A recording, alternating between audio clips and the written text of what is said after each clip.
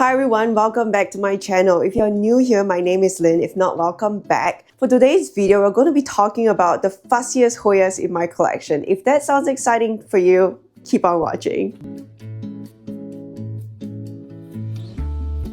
So this topic was voted on my YouTube community page. If you haven't been on my YouTube community page yet, go check it out. I usually post, I want to say 3 posts a week, talking about the videos that I've just released, or like sending out posts to ask you for video ideas and what you want to watch.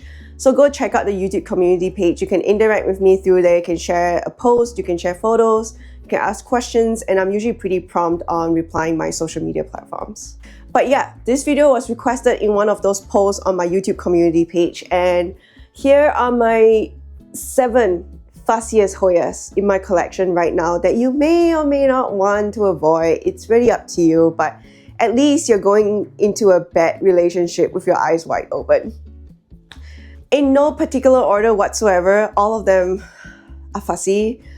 The first one I have is the Hoya lauterbachii.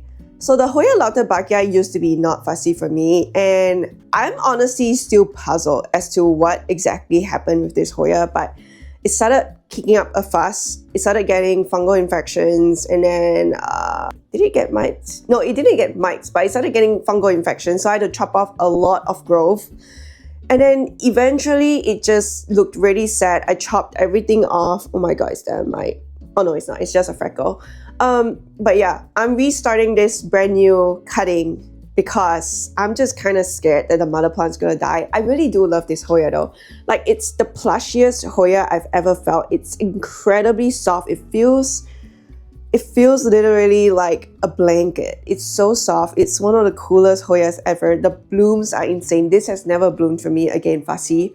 But I just cannot bear to part with this plant just yet. So this is my second attempt. The mother plant is still alive, but it's not looking good. Like, it's barely churning out leaves, and the only leaf it has on like this new vine is turning yellow. I'm gonna go chop it right after this video. But yeah, here's the first one, the Hoya lauterbachii. The second Hoya on this list is a Hoya that's relatively new to me. I think I've had this for like less than 3 months, and I don't even remember its name. That's how weird this Hoya is for me. I'm gonna go find the name and put it on the screen, but here is the next Hoya.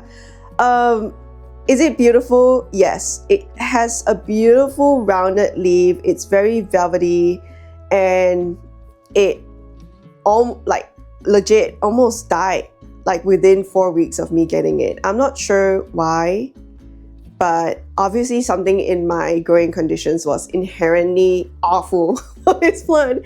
Either that or like my growing conditions were just so dramatically different from the seller that it just promptly completely dry rotted, and then all the leaves turned super wrinkly. And honestly, I didn't think this cutting was gonna survive. Like, the mother plant is already dead. I chopped this off from the mother plant because there were 2 nodes. And when I chopped it, there was barely any sap in the stem, and it was completely wrinkled and soft. But as you can see, it's growing out, let me cover that. It's growing out new roots in this water propagation tube again. And the leaves are starting to like not look so bad anymore. Like, it's starting to plump up again because it's receiving water.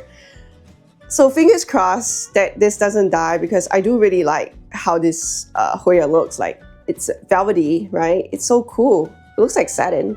But yeah, fussy, died so fast, fussy. The next fussy Hoya I have on the list is my Hoya irina. But here she is. Extremely fussy, very different from the Hoya larissa. The larissa is a joy to grow, but the Hoya irina is just fussy. I am legit not sure if I want to repeat this pain different time if this dies, because it's been not doing very well the last, I mean, honestly, ever since it got cold, it has not been doing very well.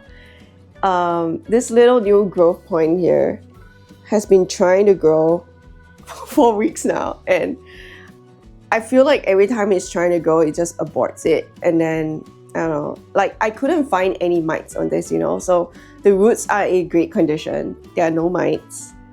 I sprayed this down with 70% alcohol just to be safe.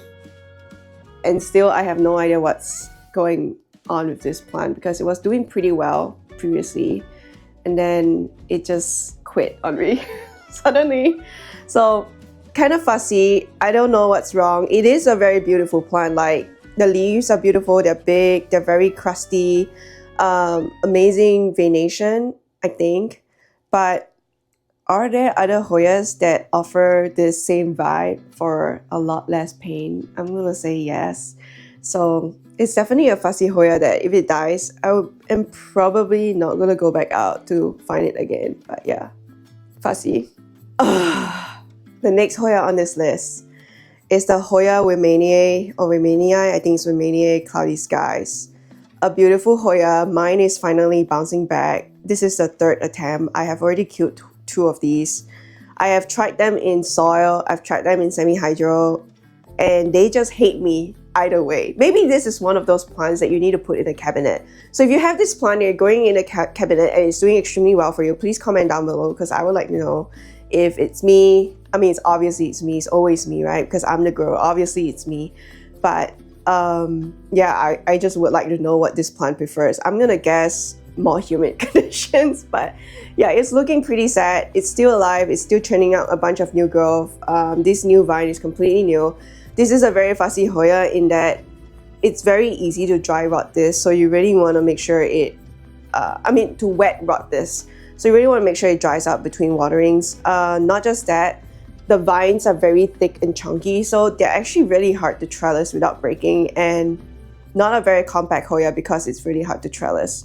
But yeah, this is my next fussy Hoya that, like legit, if this one dies, I've tried it 3 times now, right? So if this one dies, I'm not gonna go out to like get another one, hell no. The next Hoya I have on the fussy list is my Hoya gunung gading ghost. Beautiful Hoya, such a princess, just like extremely fussy. This Hoya, so if you've not watched any of my other Hoya tutorial videos, I highly recommend go checking them out so you can see my process and understand what I'm talking about.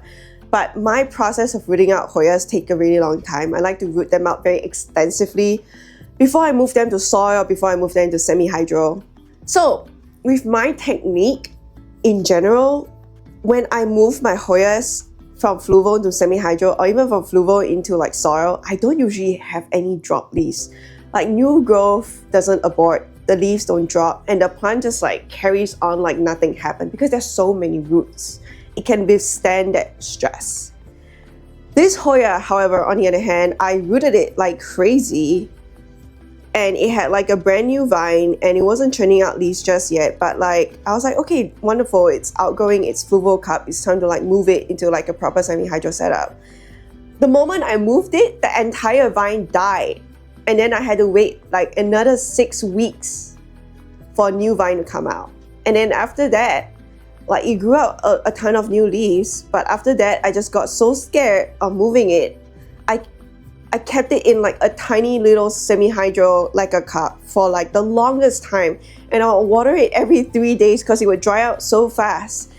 Until like very recently in my repotting video, I just got so tired of this Hoya that I'm like, I'm just gonna chop off that new growth and root a second growth point for this Hoya because it goes really slow and it's so fussy. And I'm just gonna repot it and then you can decide if you wanna grow or not. But yeah, an extremely fussy Hoya. It's beautiful but very high maintenance, like a high maintenance boyfriend or girlfriend or whatever friend you like. But yeah, difficult, challenging, beautiful. So, alas, he's still here. Sorry, so I had to clear the table because the last 2 Hoyas on my fussy list is like straight up throwing a tantrum right now. And I don't want them to come into contact with my healthy Hoyas. Here's the first one. This is a Hoya coriacea silver. I am so in love with this Hoya, but it does not want to have a good relationship with me. This is my first cutting. I have another cutting that has already rooted up. This one has also rooted up, so this is completely rooted in perlite. But man, both of them hate me. They both got spider mites from I don't know where. Honestly, maybe they might have come from the cellar. Maybe, I'm not sure. I'm not blaming the seller in any way, but my spider mite problem started with the coriacea silvers, and then they passed those spider mites to other plants. And this is my second time trying to grow out coriacea silvers. The first time it wet rotted last winter and died. So these are two brand new cuttings from two different people, so they have two different genetics, but both of them are also not doing well. So coriacea silvers, beware. I'm not sure if it's because they need higher humidity. I'm convinced that they probably do need higher humidity, but I have dry rotted these, I have wet rotted these, I've rotted them in every single way. Because these are really fine leaf Hoyas, they don't really stand up well to the 70% alcohol spray for the spider mite treatment. I have used the alcohol spray on them. I have truly abused them. The spider mite situation is gone, but I'm not really sure if this plant is going to survive. I mean, I think it's going to survive. It's throwing out a brand new growth point up there. But yeah, I've been having the worst luck and experience and trouble with the Hoya coriacea silvers. So beware. But like, you know how like on Instagram you see like those beautiful bushy coriacea silvers, and I just cannot get the image out of my head. And because of that, I keep trying and trying and trying. But I will admit defeat. Like after these two cuttings die, I'm not gonna get the coriacea silver again. It's just gonna be just like dead forever for me in my collection. I'm never going to get it back again. I hope not. It's been traumatic. So the last fussy Hoya I have is my Hoya, multiflora wonderphil. So this is the silver version of the multiflora, and you might say, that doesn't look so bad. There are like so many leaves. Well, guess what? All of these 3 leaves up here, like these 3 bundles of leaves are just like all brand new, because everything on the bottom here, like look at that bare stem, all of that has died. They've all turned yellow from spider mites, again from the coriacea silver. And it was so hard to get this Hoya to bounce back. Like legit, I thought it was gonna die for sure. And even now, the spider mites are gone. Yeah, they've been gone for like 3 weeks now, but it's still throwing a fit. It's still very upset. I have this growing in full leca, but honestly, I think you can probably grow it in soil. You just have to make sure that it doesn't dry out too frequently, because this is also another very fine-leafed Hoya, and because of that, it's very fussy.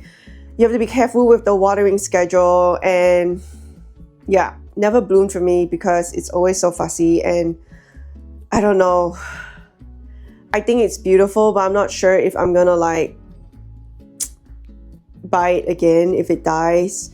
I just really wanted a multiflora because I want it for the shooting star flowers, but I didn't like the pure green one because I think it's really boring looking. Again, if you have the pure green one, I'm not shitting on you. It doesn't look appealing to me. It looks like a vegetable, and like in general, I have this weird thing, like if it looks like a vegetable, I'm just like not attracted to it. Anyway, never mind. That's besides the point. The regular green multiflora just is not aesthetically pleasing to me, so I really wanted the multiflora elbow, but I couldn't find anywhere on Palm Street for some reason when I was looking for this. But I did find multiple cuttings of the wonderphil. It was really expensive. It was like, I think $40. Well, not really expensive, but pretty pricey, you know. And it rooted out really nicely for me. It grew out pretty fast under my ambient conditions at first, and then all I can say is it roots well, it grows fast if it doesn't like hit a snag. So like no pests, no like disease issues. The moment it has those problems, it drops leaves like stat so fast. Yeah, so keep an eye out for that if you're thinking about getting this species. I'm not sure if all of the multifloras react this way. Again, this is my very first multiflora. Maybe the elbow and the green is a lot more chill. I don't really know, but the wonderphil, decidedly not chill.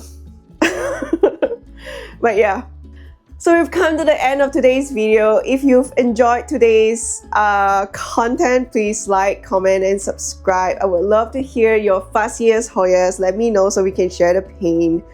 I thank you again for your attention. Thank you for your time as always, and I'm blanking out. I will see you next time. Bye.